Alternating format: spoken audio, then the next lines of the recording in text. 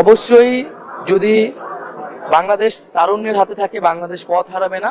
সদ্য গঠিত অন্তর্বর্তীকালীন সরকারের উপদেষ্টা হওয়া দুই সমন্বয়ক নাহিদ ইসলাম ও আসিফ মাহমুদকে অভিনন্দন জানিয়েছেন বৈষম্য বিরোধী ছাত্র আন্দোলনের আরেক সমন্বয়ক সার্জিস আলম।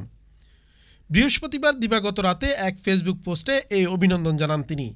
সার্জিস আলম ফেসবুক পোস্টে লিখেছেন, প্রথমেই নাহিদ এবং আসিফকে অভিনন্দন।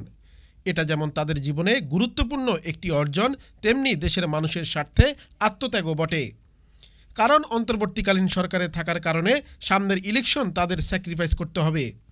আমি বিশ্বাস করি তারা দুইজন এই অন্তর্বর্তীকালীন সরকারে পুরো দেশের মানুষের প্রাণের দাবিগুলোর প্রতিনিধিত্ব করবে, জনগণের রায় বাস্তবায়ন করতে চাপ প্রয়োগ করবে, আমাদের আস্থার প্রতিবিম্ব হয়ে উঠবে।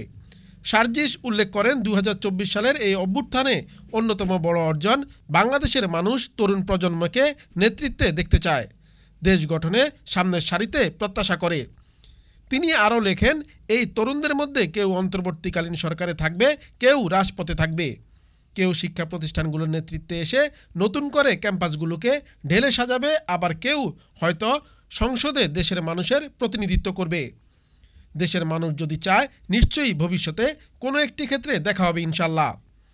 অপরদিকে বৈষম্য বিরোধী ছাত্র আন্দোলনের প্রধান সমন্বয়ক ও অন্তর্বর্তীকালীন সরকারের উপদেষ্টা মণ্ডলীর সদস্য নাহিদ ইসলামকে সাংবাদিকরা প্রশ্ন করেন, ছাত্ররা রাজনীতিতে আসবে কিনা। জবাবে তিনি বলেন, ছাত্র আন্দোলনের সাথে এদেশের আপামর জনতা একাত্মতা পোষণ করেছে, সুতরাং তারা যদি চান তাহলে আমরা অবশ্যই প্রস্তুত আছি।